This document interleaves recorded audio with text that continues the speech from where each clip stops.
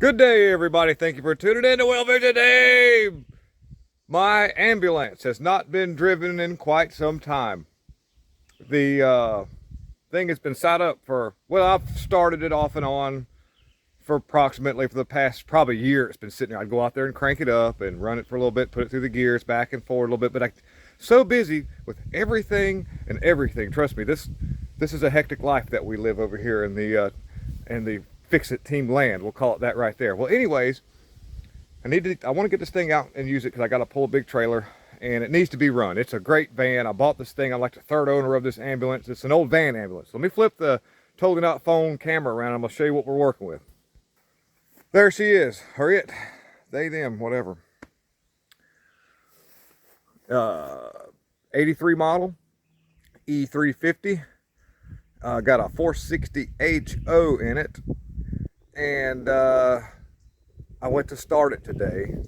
Flip the thing. So I went to start it today because I was like, man, I'm going to get this thing pulled around to the shop so I can get the carburetor off. Because the reason why I parked it was because it's some kind of piece of trash got in the needle valve. And what happened was it started to flood. And I was like, well, I need to get that carburetor off of there and get that trash out of the needle valve, whatever's causing it to stick. And then I just put it to the side and just used other things. And one thing led to another. It's been like a year it's been sitting there, and I got non-ethanol fuel in it. Thank goodness. I'm really smart about doing stuff like that because I had an odd feeling that it would get parked like that. So non-ethanol fuel, it's not bad yet. Still got to put stay-bill in it too. So what happened was I went to start it, and the needle valve stuck so bad this time that it actually, with the electric fuel pump that's factory on it, actually hydrolocked the motor. It stopped. I was like, So, pulled the doghouse. Here we are. This is what it looks like. The thing has only really got, if you look, you can see the odometer there at 83,774. Okay, that's actually, I think that's the original miles, because you can look at the pedal and see it's just about got 100,000 on it. You know, it's not wore completely. By now, after 100,000, if it's 183, that pedal would be, trying to slide off and everything. And of course, you can see that, yes, it's been home to some other rodents as well. So that seems to be not a problem. Recently, I keep stuff in there to keep those down, to maybe that just recently happened. But here's the motor. It's a 460 HO. I've got an Edlebrock carburetor on it because the Holly that was on it took a dump. And it was one of those weird, like, had a million different things going on with it. And just never did work right anyhow. So we put this nice little AFB on it, 600 CFM, kind of a conservative carburetor because of such size of the motor. But considering a lot of it's just pulling, I didn't really think I would need anything more than 600, but it works. And that little thing on the PCV valve, check it out. This is some technology in the 80s. I can get down there close to it. That little thing looks like that's an anti, it keeps from blowing the vacuum hose off if it spits back through the carburetor. It'll relieve forward pressure so it doesn't blow the vacuum hose off, cause it to idle up and do all kind of crazy stuff. I don't know if you remember GM, the Chevrolet Luminas and Grand Prix and all them, with a 3.4 liter V6 would pop back through the throttle body and blow the line off, and it would go and you'd be like, what the heck? And you'd look, and so then GM ended up putting this little bracket over top of that line to keep it from being blown off. I don't know if y'all remember that or not. But we're gonna get the carburetor off.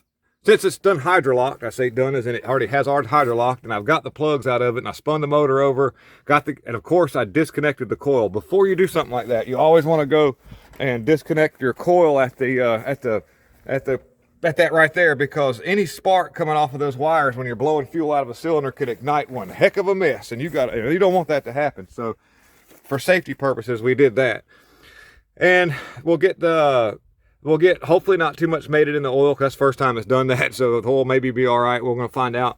I'll check it real closely, make sure anything. But I'll get the carburetor off. We're going to hopefully be able to go through it. I've got some gaskets for that. Get it cleaned up a little bit. I'm not really worried about, cosmetics, as long as it works right. And put her back on, and see what happens, guys. So thanks for tuning in. Let's get this thing done. So, like, working out here in the yard, you never really grab all the tools that you need. So I'm supposed to be using an end that's boxed before I take that loose, but I'm using an open end. These nuts typically aren't retained very tightly. You don't over tighten these because the aluminum body on the Kata, or Edlebrock. I like to call them Carter AFBs just to mess with people, because that's what they were. Even if Edlebrock's got their name on it, they were like, hey, Carter, can I use your AFB design and put a Edlebrock name on it? And they were like, as long as you pay us a little something, something, that's what's up. Matter of fact, you want to buy the company? And just, you know, we'll go fishing for the rest of the week. They're like, yeah, maybe. Anyways, so I've got to reach down in this hole here and get those 2 bolts. It's not hard to get off. I've already even got the throttle linkage unhooked. So let me get the carburetor off and we'll get it on the biz inch. All right, be right back. Okay, so we're down here in the shop and got the carburetor on the bench. Let me show you a few things about this Edlebrock AFB. So you'll be a little bit ahead of the game in a few steps that I use in doing this. And these things are pretty, you know, once you've done a couple of them, are nice and easy. I really like these. People hate them, but I do like them. Anyways, flip this thing around and let's... The reason why people don't like these carburetors is, for some reasons, are because they're for mild performance. They're not for a race motor. For a race motor, you got to spend about $680 on a really good Holley carburetor, not the ones that you buy off the shelf at the Advanced Auto. Those are worse than... This is the way to go if you're going to go that route. Buy these instead of those off-the-shelf Holleys, because these will give less problems. This one here, as you can see, is very old. And the reason why it's giving problems is because it's just of its age and the piece of doo-doo trash that got in there. And there's a good possibility that there's probably not any of the little strainer screens that go over top of the needle valve seats. So to go into this carburetor, easy way is to go ahead and I'll remove this out of the way, just because sometimes I have seen a little rock filter in there. So I can't remember this. It's been a long time with this carburetor, and I don't think I've even ever been into it. And so, and then I'll take that off because it's stable. I've got it sitting on a little block of wood, because when you set it on the bench, it kind of is just sitting there on the throttle shaft, hung sideways, and you know, it just kind of like, I like to set it up where it's level, where I can do what I want to with it, which I don't want to do a whole lot. Lefties don't get too many ideas. But first thing I want to do is remove these, just loosen these little 1/4 inch, or you could even use a little Torx bit, but I use a little 1/4 inch socket, something like, which is, it's in here. We'll grab it out of this set right there, and you know, use that to break these loose, and I'll just spin these over sideways. And then you've got, these are called your metering rods, and they're actuated by vacuum. There's a port underneath the carburetor right here that usually is right in these areas right here. It allows engine manifold vacuum to sort of surround these metering rods. And let me get my little deal out and we'll get them out of here and I'll show you. But I'll do that first, and then I'll remove the screw for this accelerator pump, lay it over to the side, take the little the little S thing, I call it, whatever you want to call it, little deal, the S linkage, lay it over here with the side, take the little clip off that's over here, and lay it to the side, and then you can pull this top plate off. But let me get to my stuff here. I won't take them all out, I'll just give them a little turn. I'm holding the camera by hand just to make this kind of simple for me. I just flip these things over like that. You got one metering rod there. Flip it over like that. And there's a spring. You just take these out and I just lay them kind of over here to the side like this, and I'll pull my little springs out. And then this little clip right here, which it can get gone easily. So I'm going to spin this thing this way so if it flies off, it doesn't maybe go on the floor. Oh. Got a little something up here. Alright.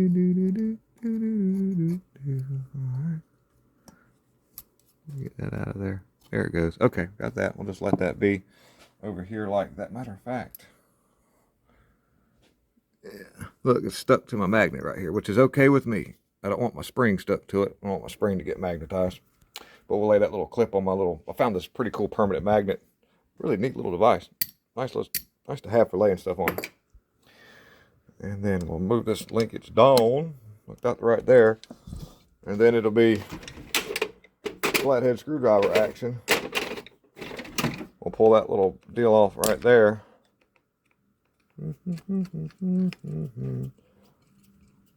Like I say, holding the camera with one hand and doing this with the other. Let's see how this goes. You know, I'm going to cheat when I remove some of the top screws. I've got a little mini impact, and I go zzz, zzz, zzz, to save my poor old wrist because it gets used a lot. And I'm going to go around and just remove these bolts around the top plate, pull the top plate off, flip it over upside down, and then we'll get to some of the other stuff.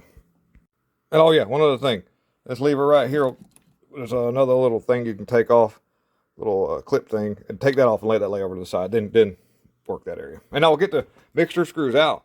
The mixture screws. Well, it ran pretty well when it was running right. So I imagine I'll try to get these back where they were at. So I'll take a screwdriver and I'll like mentally note where a point is on the screwdriver. Like I'll make that top. If I'm a little bit addled, I would take a little bit of white out and put on the top of the screwdriver. And that way I would just count the turns going in. Count these turns, how many turns it takes to go in. Maybe make you a little reference point so you know where you're at before. Get some whiteout out. Heck, it'd be all right. Put a little dot here, a little dot there, a little dot there. Go count the turns going in. Then when you blow out your little holes, you'll put the new jets. You'll put the jets back in the hole, and then you'll counter turn them the same amount of turns you went in. So you'll just, you know, if you went in clockwise 2.5 turns, you go back out clockwise.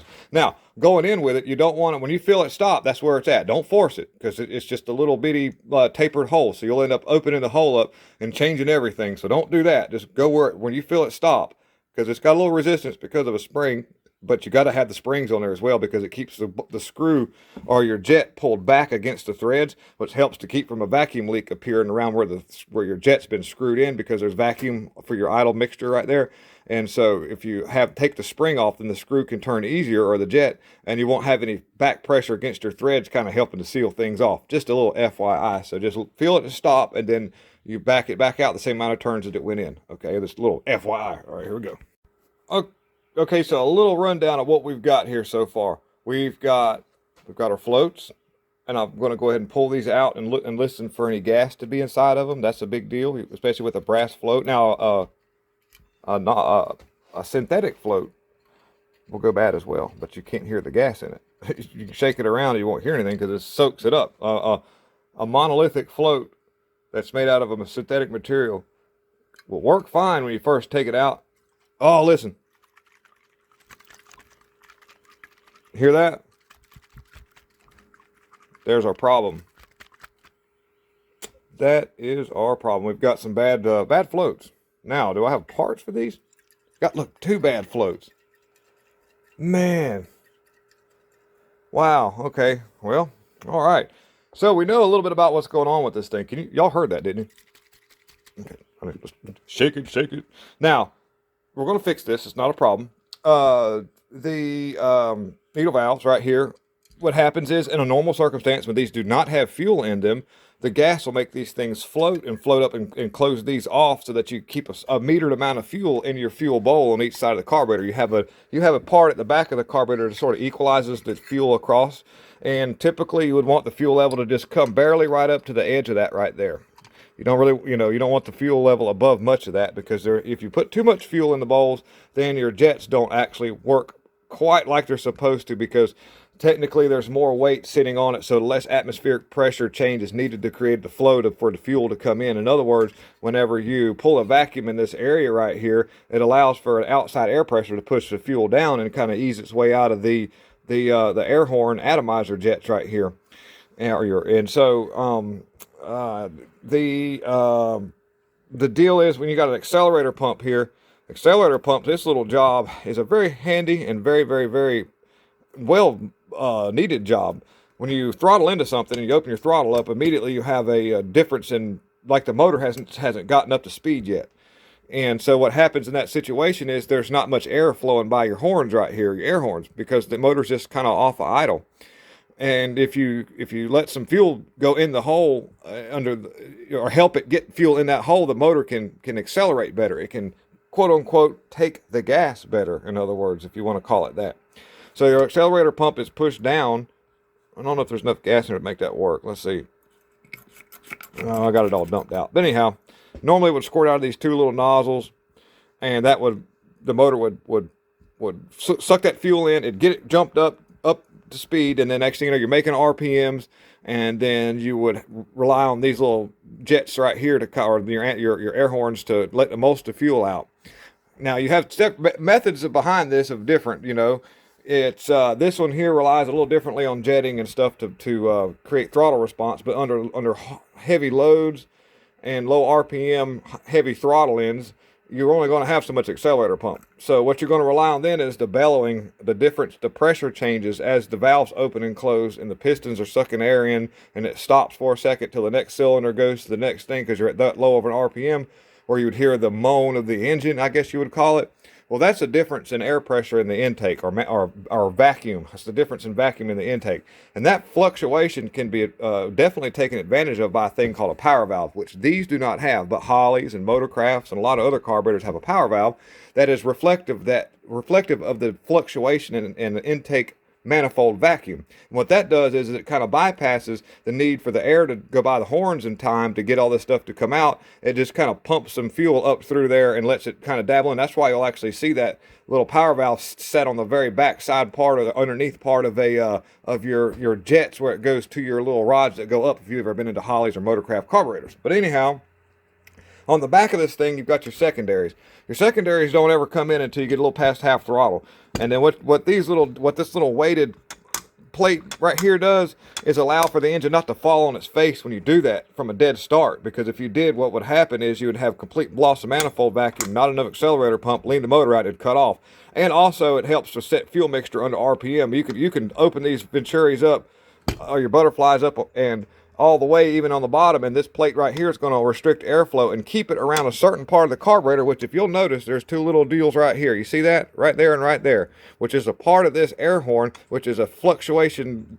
It can tell the fluctuation by vacuum because of this, and that allows fuel just to kind of pull up in there and so that's, that's a give and a take with an Edlebrock. It's real simple, but there are some aspects to it that aren't applicable for people that have certain uses. On the other hand, this works fine for the 460 in that motor. It could use a little more carburetor, but it does fine, and the fuel mileage is not that bad when it's right. Now, when I pulled this top plate off, you'll notice that the little floats are over here. This gasket's not going to go. You're not going to leave this gasket on the body of the carburetor when pulling the top plate off. So you need this gasket to come up with the carburetor. So if you're trying to save that gasket, you need to be sure to kind of pick it up real slowly and go all the way around the edges real gingerly. You can use a razor blade, but I actually use the back side of it. I'd take it out of that little metal sheath and not use the sharp end of it, and kind of go around and make sure that comes off. I do have gaskets up there. We can make it happen, but if you can save what you have, fine. This gasket will be good to use again. All I got to do now is just go hunt down some floats, which I believe I have somewhere. I have to look and see. We'll put some new floats in it. We'll pull these air horns out. We'll blow out all the stuff. The accelerator pump, it looks really good. It's missing the spring, so that's actually not right. I don't know. Is that supposed to? I don't think this one has a spring inside of it. I have to look and see. I have to dig into that. The accelerator pump's always worked good. Worked well. But anyways. All right, well, good. We'll carry on. I got a bunch of them out here. Back to work. Okay, no more messing around. But that whole field, right, that whole thing is full of them. Yeah. Okay, so now I'm going to be removing the air horns. So, oh, by the way, my little thing just came off of my impact probably years ago. It's kind of got something left of it, but everybody that deals with these knows what I'm talking about. So I'm using my free hand to hold the camera. Excuse me. There we go. Oh, there we go. Look at that. Look at that right there. Yep. You got to get these. And I've had this part like a long time ago. But the gaskets may tear. Like I said, I've got a whole gasket set over here, and there's my floats and all that. So this is the nozzles for the accelerator pump. When you push the throttle to prime the motor to crank it, or you're taking off, you squirt with the fuel, it comes out of this here. And my gasket did okay, and I'm not even really, my gasket did okay. I'm not gonna, if they look good like that, you can just put it right back down. No lie, it'll be fine. These here do something weird a lot of the times. Just get behind it. Don't want to pry hard, just kind of break it loose a little bit. There we go. Just be really gentle. Happy little carburetor. Happy little carburetor. There we go. Get this Out of there like that right there. This is the little thing you were talking about earlier that kind of helps keep vacuum over part of the carburetor, that makes it not fall on its face and allows it to pull the fuel like it's supposed to. Now, right here, check this out. I'm gonna dump the carburetor upside down. There'll be, this piece goes, you'll want to see this. You don't want the ball bearing sitting on top. Okay, I'm gonna watch it come out here. There it goes. All right, see my little ball. You want that little ball bearing at the bottom. The reason being is because when you push the accelerator pump down, fuel comes up and out the nozzles. But when the plunger comes back up, it needs to be able to draw the fuel back in, which actually has a port. It lets it come in right up under here, and you need that ball to drop back down. It's a check ball, and it allows the fuel to be pulled in back to the accelerator pump. You put that upside down, it should be like, you might even make that noise. I don't know. But so now the next thing is you can, I pull these little duplicators out. These are fuel dampeners, and what it does is allow the gas not to travel too back and forth all in the bowl like this and get away from the jets. And these come out really easily with my needle nose pliers that are behind me on the bench, way behind me. And so I'm going to stop the, I'm just going to pull those out. They come out really easily. Well, I might be able to get one out by hand, but it's just about will come out by hand. You pull those out, that way you can get to this back jet in the light. You'll be able to see there's a jet. Now, funny thing is, bigger ones in the front, smaller ones in the back. I know, weird, ain't it? But that's how that works. Got my daughter behind me. What's up, girl? Don't look at all my junk. No, I'm talking about this is going to go on the tubes, doing a carburetor. Say hi. Hi. All right, well, let me get those out, then I'll take a screwdriver, and I want to make sure that the screwdriver reaches those end points properly. You don't want a screwdriver too small, half in that, because it's brass, you'll swell it, it won't come out.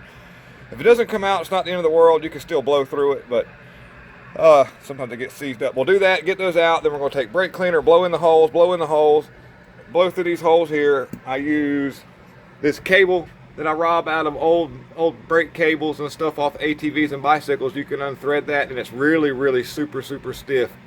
Won't break, and it's flexible at the same time. I mean, you just get it all right there. So when you can unravel a section of that, you can get it into the really tight little holes. Works great on ATV carburetors as well. These right here, turn them all the way in easily, and then back out. Count the turns in, put them back out the same way. Now you may have to adjust if somebody's messed with the carburetor because of it being stopped up before, and we'll go through that procedure when I get it running here at a little bit. All right, so here we are now ready to start assembling this carburetor, and I've taken the liberty of just cleaning everything out. Use a brake cleaner, a little scraper, a little wire brush, whatever method you need. Now I ran my little wires through any little hole that I seen as much as I could get through there and blew it out with brake cleaner. Let me flip the camera around. And what we got to do now is just put, these gaskets are fine, so let's not read into this too much. We can go ahead and just set this back down in here. We're going to put this back on like that, right. Okay. Trying to look through the camera and put stuff back together is hard to do. All right, we'll put that back in there like that. Okay, just need to be looking at what I'm doing on the camera. You want to put this together? You don't want to put that back in there right quick. Put this next one in. Here, right there, you got that. Drop that one in. It goes in like that right there. Yep.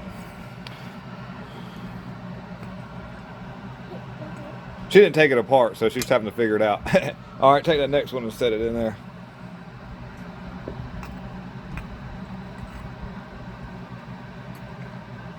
All right, take a finger, start all the screws. I'll help you.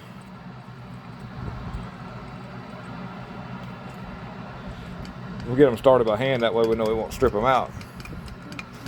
If you just started running them down with a little tool or something, then you could have a disaster. The next one back here.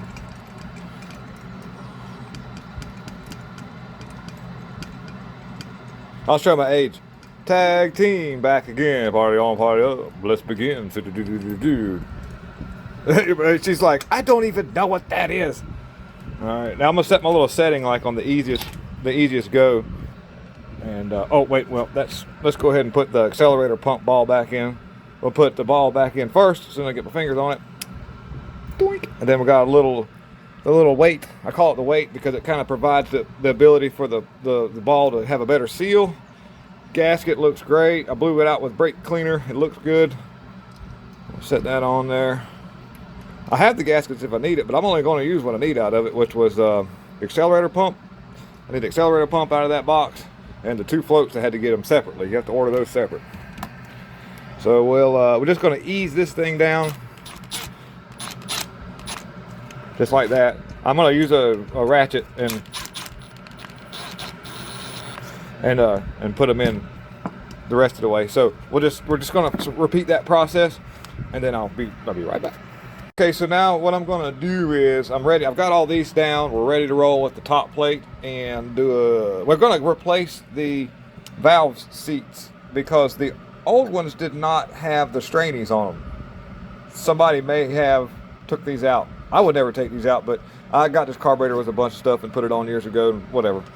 But I've got these in here now. So we're going to put the new valve seats in, and then we're going to put the floats in over there.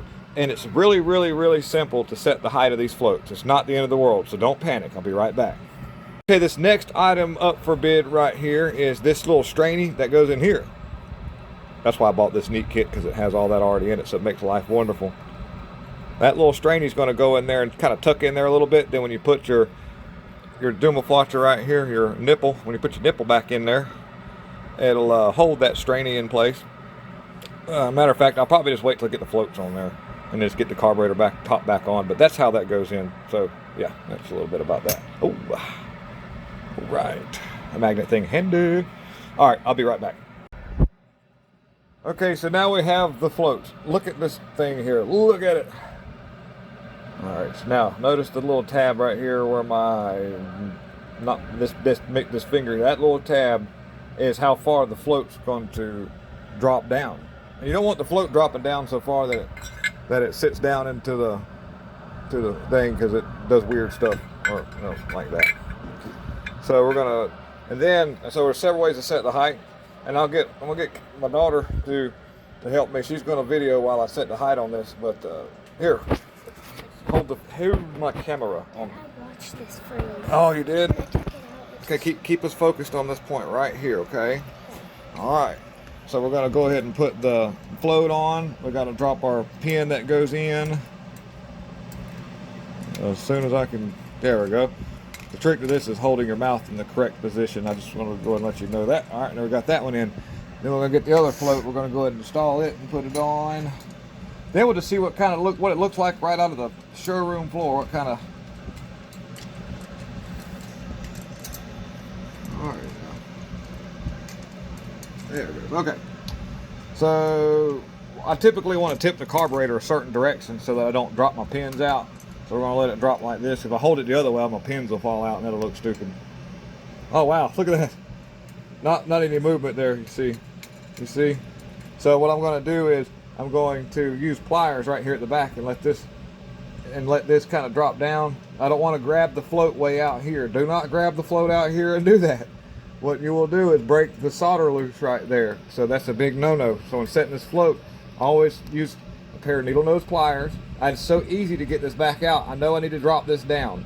So we're going to take this back out. I'm going to drop this back a little bit, and then I'll show you where the level needs to be at. So hold tight.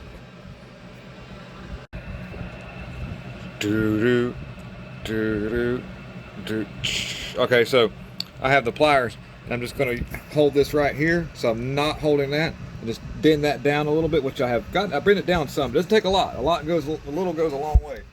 So we'll drop it back in there. We'll fumble the little push. Oh, that fell right on in there. Tip it the way that the rods won't fall out. That's a little bit too much. That's a little bit too much. So see what happens if it goes down too much. See, the needle valve gets out of place like that, and it can jam it up. It can't get jammed up. So we need to go back a little bit. But that's no problem. I'll just grab it. I can actually get it right here and push.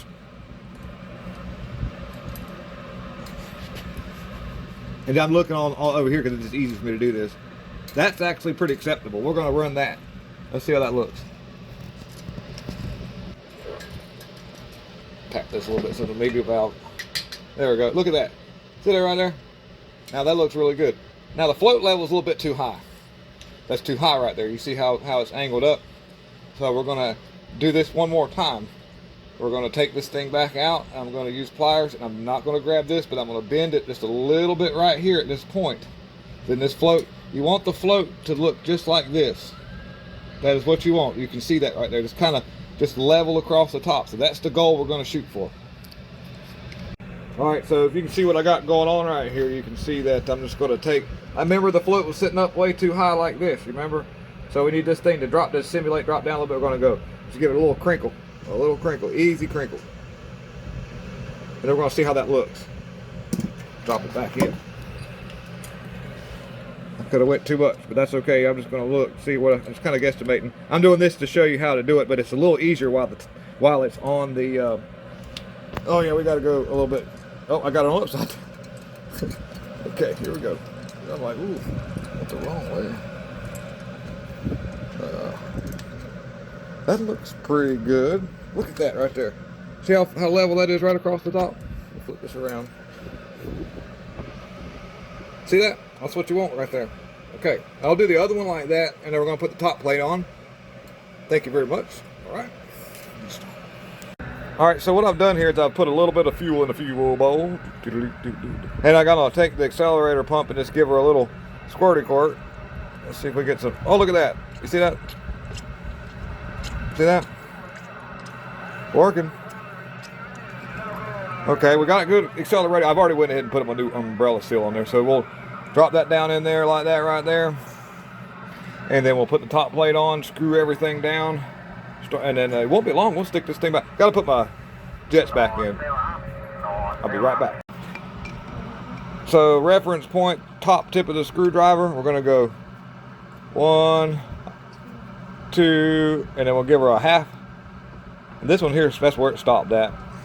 Same thing, we'll use the top part, the tippy top, and we'll look at that and that'll count the turns reverse. 1, 2, and we're gonna give her 3/4 right here. Actually, I know for this carburetor, that's not where you're doing a normal carburetor. This carburetor is a little worn out. So we're going to leave that 2 and 3, maybe 2 in that right there. We're going to give this one, it's a 2.5. We're going to give it about a 3 because this shaft right here leaks a little bit of vacuum at an idle. You can hear going and it's worn out. But this was a $20 build. You know, after some of that stuff was already laying around, instead of buying a $400 carburetor no more than I drive the old ambulance, just pull the trailer around. And that worked. So let me go ahead and set the top plate on. Okay, so now what we're going to do is the metering rods. Nothing major about this, but just one thing you want to make sure of is you have your spring, and then you drop it down in there. There's a reason for this. I'm going to explain a little bit about how this works, if you don't mind, and what it does is now we're going to drop this down in here, and we want to make sure that they look kind of straight. It doesn't matter if it's got a little discoloration. That won't hurt anything. It'll be fine. You don't want to really sand on it too much because its diameter is kind of critical to its operation and metering ability. You can change that and change the fuel mixture. You can change these springs out, change the carburetor's operating range. Come on, got to get it lined up with the jet. Okay, there it goes. Okay, now I got it in there. So focus. All right. So now we want to make sure this thing can push down and operate properly. You want to make sure of that. You want to make sure you push it all the way down to the bottom and it comes back up. If it sticks down there at the bottom, you need to take it back out. You need to clean the bore, which it should be cleaned before you put it together, but that bore needs to be cleaned so that this thing can go all the way down and back up, because it's relative to engine vacuum, and that's actually what helps set the fuel mixture. When the engine has low vacuum, the meter rod pops up and it opens up the hole that it slides down into so far as your primary jet, and then lets a lot of fuel be able to come in at low RPMs to get this motor up and running. And then as it does, the airflow by the venturis and the butterflies starts to restrict a little bit as the engine rides up through its RPM range. And then when that happens, your vacuum comes back up, and then it pulls your metering rod back down to a place to where it's actually metering the fuel for the engine load necessary related to vacuum. So there we go. Okay, now let's get these back on. And I've got to just put my little lever back in place, and I don't need to film all that. We see me take it apart. What we're going to do is go ahead and get it the rest of the way back together, get it on the vehicle, and we're going to do a startup, and we're going to run this thing. All right, everybody, I'll see you in just a second.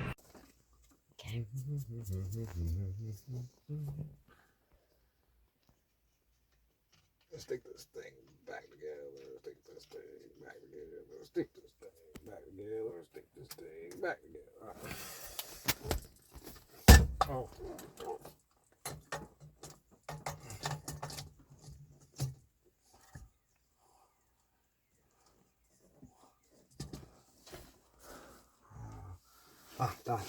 Gotta find these nuts. Here we go. Got them. Ew.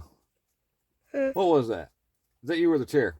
The chair. That's messing with the garage door. That's funny.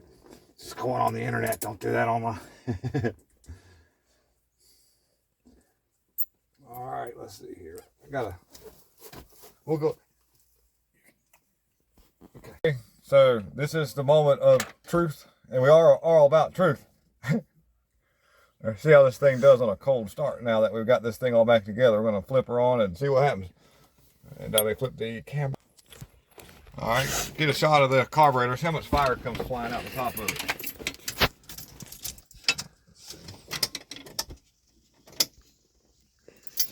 I got to make sure I'm on both batteries. Hopefully my batteries are charged up enough. Let's see if any gas comes out the top. You watching this right here? Yeah. Cool. All right. Let's feel this thing. I've got to plug my coil in because I remember earlier we were. Remember in the beginning of the video, I had to clean all the gas out of the motor. I had to clean all the gas out of the motor where it. Okay.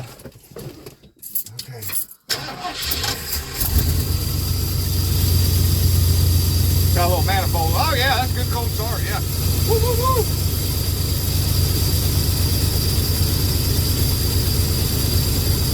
Yeah.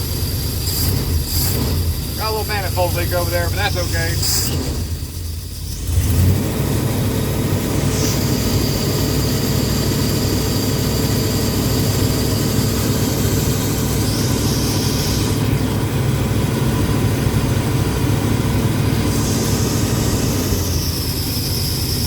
Baby spiders.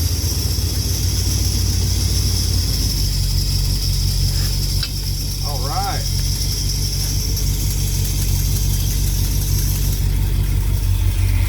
Yeah.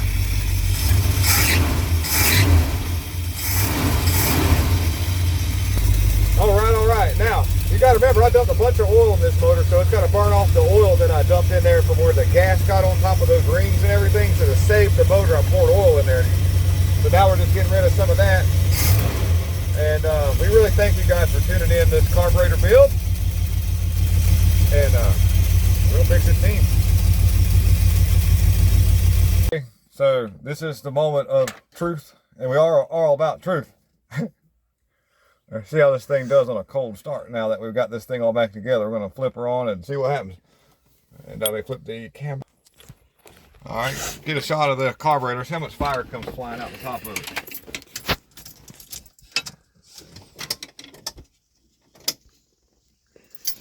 I got to make sure I'm on both batteries. Hopefully my batteries are charged up enough. Let's see if any gas comes out the top. You watching this right here? Yeah. Cool. All right. Let's feel this thing.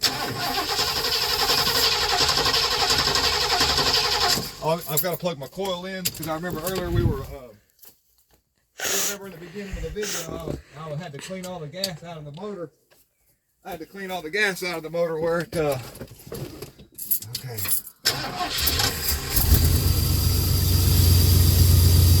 Got a little manifold. Oh yeah, that's a good cold start. Yeah.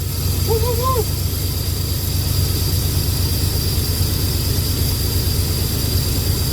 Yeah. Got a little manifold leak over there, but that's okay.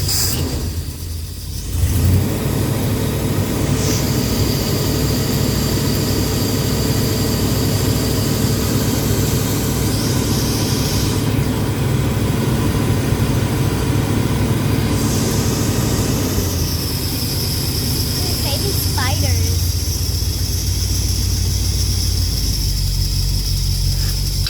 All right. We're gonna drive this Duke mobile up the road. Don't mind the windshield. Look at that. That's the windshield. It's running good though. It always did. Look at the oil pressure. If I can get to the gauge. It always kept good oil pressure whenever I was running. And we're running good on our temperature. That's I think that's the original miles. 83,777. All right, here we go. All right, here we go. Should we pull up to Mom's work in this? Wait, she's home, isn't she? Yeah. Oh yeah, second gear. I'm not flooring it either, I'm just easing on it. Third gear! We can get into it a little bit. Almost ease down. Yeah.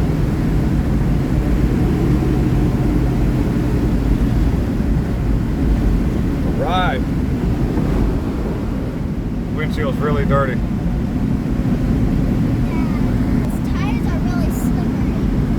Oh, what now? Rain's tires are really slippery. Well, she needs to save up and get her some tires for her car, then, doesn't she? Van riding. All right.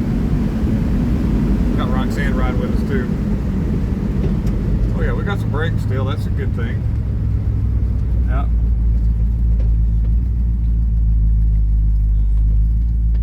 Alrighty.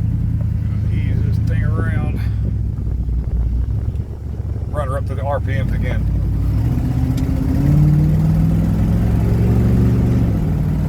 I let it sit before it got too wound out.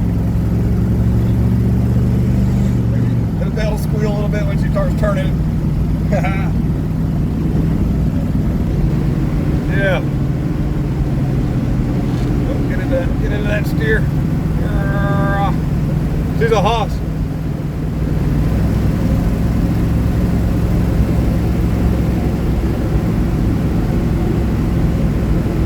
What do you think, Kaylee? Good? Running good? Can we nail her down? Yeah. All right, guys. Thanks for tuning in. Once we said again, the Wheel Fix It team. This is a team. We're learning a whole new generation of fun. This is fun. Love this stuff. Thank you, guys.